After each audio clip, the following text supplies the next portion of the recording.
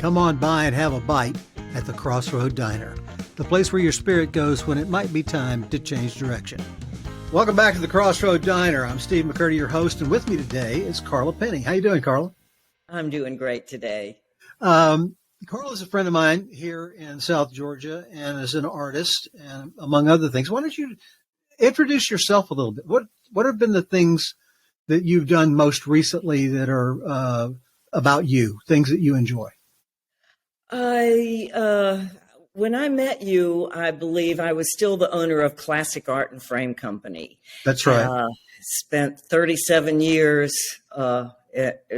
working at decorating and framing, and actually still am. I closed my business to spend more time at home taking care of my husband, who was a good bit older than me, and he passed away last June. And so I'm sorry to hear that. Right now, I'm defining a whole new normal and having a lot more time to myself to do that with. You and I graduated at the same time, which we will not mention. Okay. Hey, I don't mind, but I'm not going to do it to you. When you were getting ready to leave high school, what did you think your life was going to be like? What did you want for yourself at that point? You know, as a kid, I always thought that I would be a secretary or a teacher. And that's because I loved shuffling papers. And going off to college, I thought more that I would be a writer, maybe. I started majoring in English. Oh. And a lot of things changed. Let's talk about that. You thought you would be, and that came from what, necessity? You thought, okay, that's something I can get hired to do? The secretary or teacher? No, frankly, I never really thought about a job. I never, and actually I was brought up, you know, in the 50s, 60s, where I was expected to go to college because that's where you can find a husband of better means. Right. And really, that was the purpose for me going off to college at all. And so something totally in the liberal arts so that you can carry on a decent conversation was all that was really expected of me. Okay. And when I got to college, just none of that worked out at all. Oh, really? Really? Tell me a little bit more about that. What happened there? I was 35 years old before I ever found a man that was interested in me. So that was not along the regular lines of, you know, having babies when you're in your 20s. That's right. I failed at my father's main rejections for me.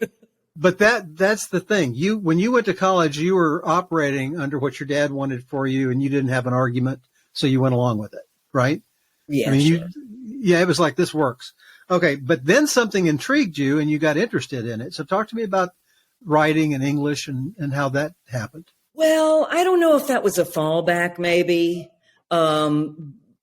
May well have been a real fallback, but definitely did not work. I didn't realize how rebellious in nature I really was. Right. Until much later. And so when I was starting off in college, you know, the freshman classes are huge, and they're taught by assistant professors. They're taught by graduate students, and they're young and maybe not that inspiring sometimes. Right. I found that the people who were doing well in class and getting good grades were all the really cute, blonde, flirty girls. And being graded on a curve, I was right in the middle, which is not good enough for a major. You've got to, in your major, be performing at least at a B level, and I was not. So I took an elective in art, and it just was the perfect thing for me. And so I started finding my footing at that time. Where did you grow up? Miami and New York. Odd for a South Georgia girl, isn't it? Okay. And where'd you go to school? College, University of Georgia. Oh, how did you come to that? Well, my brother went to Emory. We lived in Miami when Right. he went off to college, and that was not unusual for a Miami high schooler to go to Emory. So Okay. I wanted to be near him primarily. We were Okay. really good friends, and I wanted to be close to him. But in my wisdom, infinite wisdom, I wanted to be at a school that had a football team. So I Yeah. chose Athens over Atlanta. Okay. Well, okay. So you made that choice kind of out of the kind of thing you wanted to be and do, where the activities you wanted to be involved in. And then when you found art, something clicked. Talk to me about what woke up in you then. Maybe the rebellious nature still coming out, and a lot of the art students were rebels, and I got along with them really well. And That I've doesn't just surprise me. always, I've always felt really creative. I have Right. always enjoyed making things, doing things with my hands, and I have to admit, I didn't excel in art either. Um, I think that I'm a really good designer. I Oh, can take a given and make it better. That's why I improve on was such a good picture framer, because I can take a piece of artwork and display it to its fullest advantage. But give me a blank piece of paper and I don't really feel like I have that much to say. it. Uh, Okay. so so yeah, I was given the basic knowledge so that I could become the best designer on earth. I am a Right. really good designer, but I would have been a failed artist had I really gone along that path. But my degree is in fabric design, and that has Fabric always design. interested me terrifically. Fabric design was divided into two parts: surface design and fabric construction. And the Hmm. actual weaving was what I found of immense interest, and Oh, followed that path. cool. So Yeah, the unusual. Crossroad Diner, pardon? I said that's I missed, unusual. Yeah, there's yeah, not many weavers out there. that's right. Well, help me remember to get back to that. I just want to contextually have you understand that the Crossroad Diner I created it when I wrote a musical years ago. The Crossroad Diner was a diner in a train station at the crossroad of life where your spirit goes when you feel like you probably need to change direction. And the waitresses were Faith and Hope and Grace and Lucy. And Lucy was, the temptation that might not be practical. But what the show is about is helping people who might be at the stuck place. They don't know necessarily what they want to do next or where they need to go next, but they know that what they're doing is not it. And we find that the folks who are frequenters of the diner are young folks who are getting ready to pick a direction like college, young folks who are leaving college and picking a direction. I mean, they've already picked a major, but now they got to do something with it. And folks who are, 10, 15 years in and they're going, I think I'm doing things that other people wanted me to do. I think I'm finding other things that I want to do. So what was your process? What did you do? How did you sit there knowing that your dad just wanted you to get you a fine arts degree and be attractive to somebody that could take care of you, to going, I like this. I want to know more about this. What was that shift like? I knew you were going to ask me a hard question. Well, we can erase that and do something else. No, But no you picked attempt. something then. Um, how did I get to leaving what my parents wanted and going towards what I wanted? I think it was that rebellious nature of mine again, that it finally really came out. Right. It finally really came out because it became quite an argument. I mean, I changed Oh, really? my major focus to weaving. Fabric I design. mean, as far as my father was concerned, it was underwater basket weaving. And what in the world was I going to do with my life with a degree in weaving? And indeed, by the time I graduated, that was still a good question. What was your first, where did you go right after college? What did you do? I worked in a do-it-yourself frame shop. And that's when I discovered that I was really good at picture framing and I really enjoyed doing it. How did you And find that? so, I mean, how did you end up there? I was still in college, and there was a notice posted on the bulletin board of part-time work being needed at a local frame shop. So I applied and I got the job, and like I say, it was good. It worked out well. And the owner was actually owning this business as just a kind of a hobby and something extra to do. She was a PE teacher at University of Georgia, and she was the women's tennis coach. And the type of woman who liked to gather her little chicks under her arms and then send them flying out of the nest when it was time. And so that's kind of what she did. We stayed in touch over the years. She became a good friend, and she finally said, there's a frame shop for sale in Valdosta, Georgia. And I'm willing to go in halves on it. If you want to be my partner, I'll do it with you.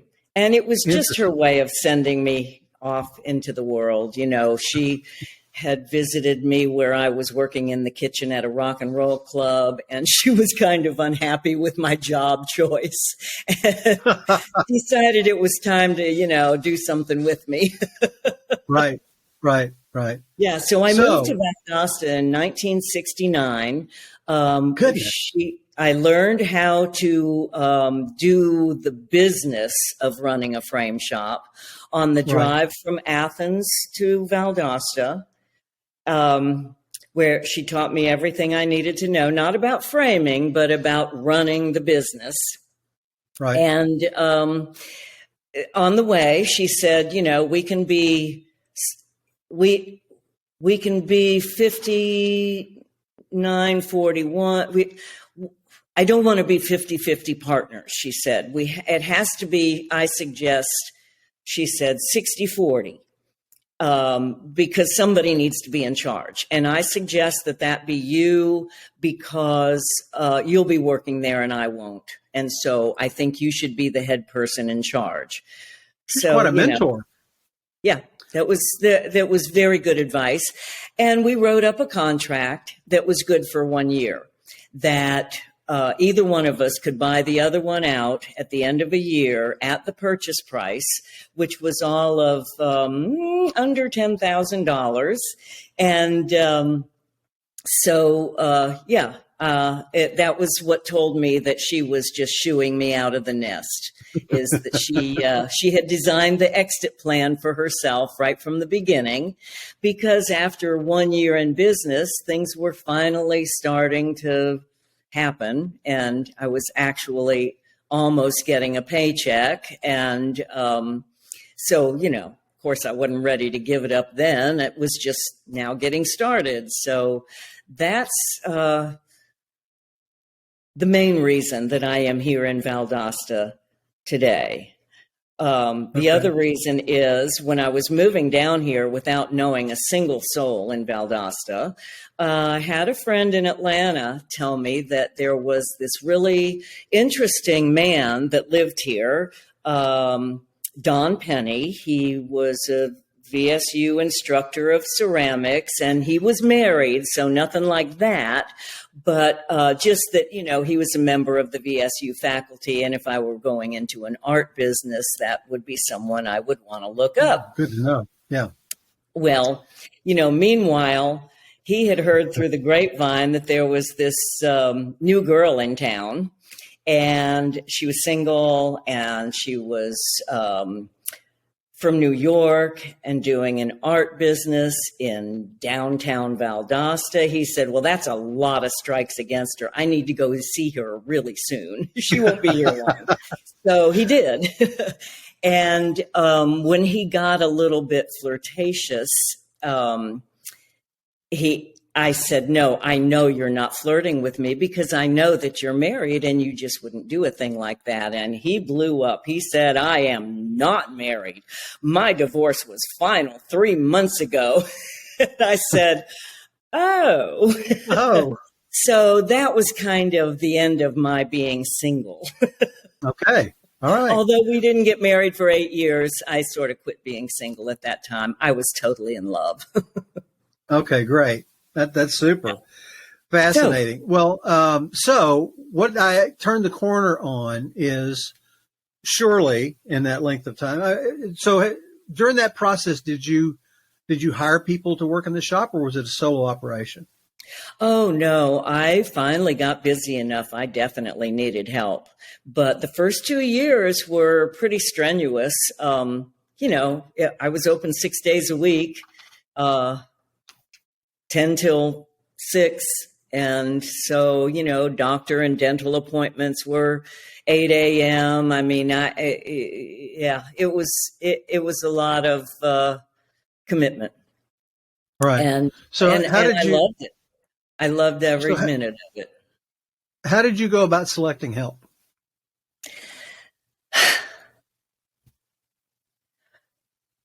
Well, I was looking for people that were really actually hard to find. I would have to say everybody that worked for me was really, really special and really capable, because a person had to be not only good with art, with color, with design, you had to be good with math also, which meant, fractions, reading a ruler, not easy for everybody. And then they also had to be good with the public, presentable, able to talk to people, able to define what were the issues to be solved on this particular project. Sure. So a really creative person that's also a little bit outgoing, and it was always a challenge to find the right person. And How did you recruit? How did you have people come to you? How did they know that a job was open? I mainly focused on art students through VSU. Same way you got hired Yes, exactly. back in the day. Yeah. Mm-hmm. Same process. Okay, so you got these young people working for you. They got some capability. They have they've passed some very interesting gates that they've had to, boxes that they had to tick. At some point in time, they left you. Either they graduated or, something happened. How did you help them in their evolution? Did they ask for advice? Did you have that kind of relationship? Yes. In most cases, I did. Not everyone, but Sure. yeah, Well, I let's met talk about those lot of special life. people. Let's met talk a about lot those of special life. people that you cared about, Yes, indeed. Yes, at times I felt like a mom, a sister, a grandma.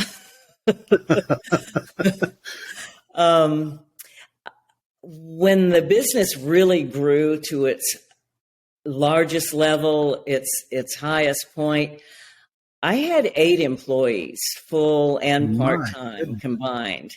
And Wow. that was huge for a frame shop. And I Right. also had, that was 8 employees in just one store. I had by then opened up a second store up in Tifton. Wow. This was a long time ago. Things have changed so much since then. I Right. actually opened a store in Tifton because I had gotten too much inventory, and I refused to mark down my prices. And so I laughed with an employee. I said, we need to open up a second store because I got to have someplace to put all this stuff. And so sure enough, I opened a second location, and times have certainly changed now. Now there's a sale. I don't think you can go into a department store without there being things on sale. A sale is the name of the game in retail. And in the art world, it just wasn't for many, many, many years. And I held fast to that until I had to have my business focus more on retail than service. All right. Well, in the art world, there was quality and price had a tight relationship, and it was, you assumed that if it was inexpensive, it wasn't of high quality. Yeah, I still believe in that wholeheartedly. I still believe that if an artist asks for a price, that's the price. You just don't bargain. Right. It's a person's work and their lifeblood, and you just don't do that. But a lot of let's get back to the question now. So you've got these kids, these young people that you care about very much. You've kind of developed them and whatnot, and they come to a decision point, or you see the decision point coming because of graduation or what have you. How did those conversations go? What counsel did you offer them?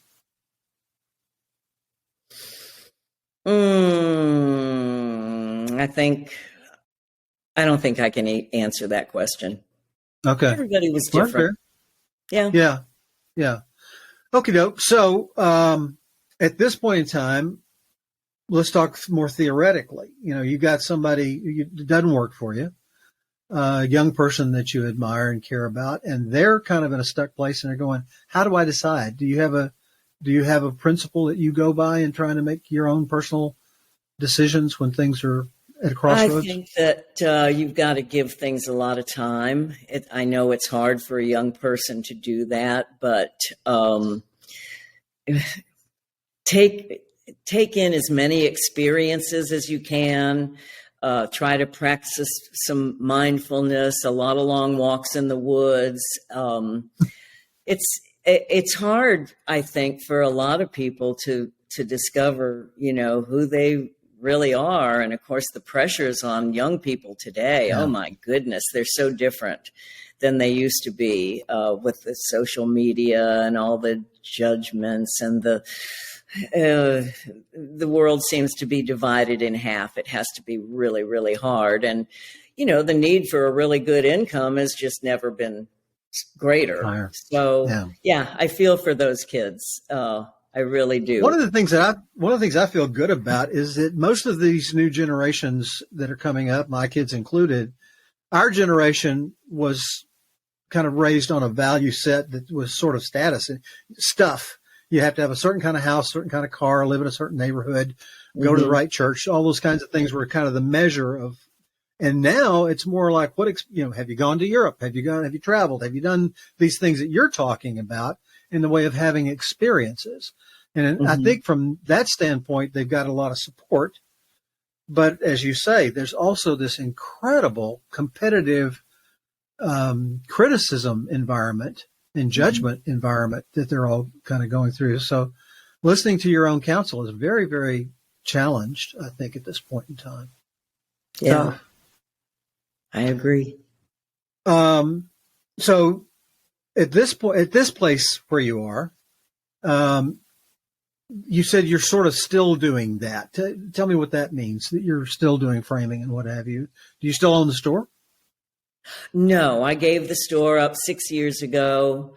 I still have the equipment, so I still am doing picture framing. I'm taking in small jobs, and it's now more of a hobby status, as is the weaving and the sewing and all the different crafts works. I'm getting involved in wrapping now. What?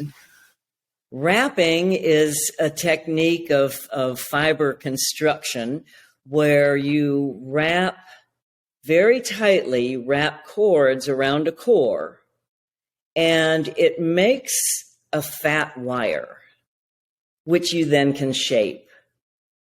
Okay. And so I'm thinking weird hats and stuff like that. That's cool. That's cool. And once you hit your 70s, you get to start really playing seriously. Right. That's right. what I'm trying to do. Well, you just got back from a trip abroad, and your Facebook page was replete with beautiful things, just beautiful Well, places. thank you. I'm only 3 days into the trip in my Facebook posts. I'm so far behind because I do take a lot of pictures. Right. Well, I imagine you got that eye. Carla, thank you so much for being on today. I appreciate you coming and taking some time in the Crossroad Diner. Yeah, my pleasure. You're a lot of fun to talk to, Steve. Okay. So the Crossroad Diner is that place where you get to listen to other people who've kind of walked through their life and made some decisions. Let me ask you one more question. And this one we can cut if it gets uncomfortable. At some point in time, you had a hardship that you had to face, a difficulty that challenged that comfortable passage. How did you manage that hardship? What did you find the most difficult thing to resolve, if you in fact had an experience like that? Well, I hate to say drugs and alcohol, but they might have played a part. You make a good point.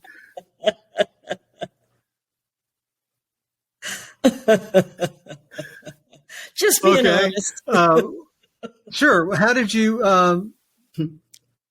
you get past that? A lot of help from my friends. When you have people friends abandon you, it's very helpful to have a lot of friends around that stick around even closer. So let's talk about that for just a second. A lot of people know a lot of people, but we only have a few friends. That's my world. Talk to me what a friend is to you. Talk to me. Pardon me. Say it again. Tell me what a friend versus, we're acquaintances, you and I, but you've got friends. That's a different class. Tell me what a friend means to you. A friend is somebody that you would talk to. You communicate with frequently, so you're always in touch. They're there when you need them.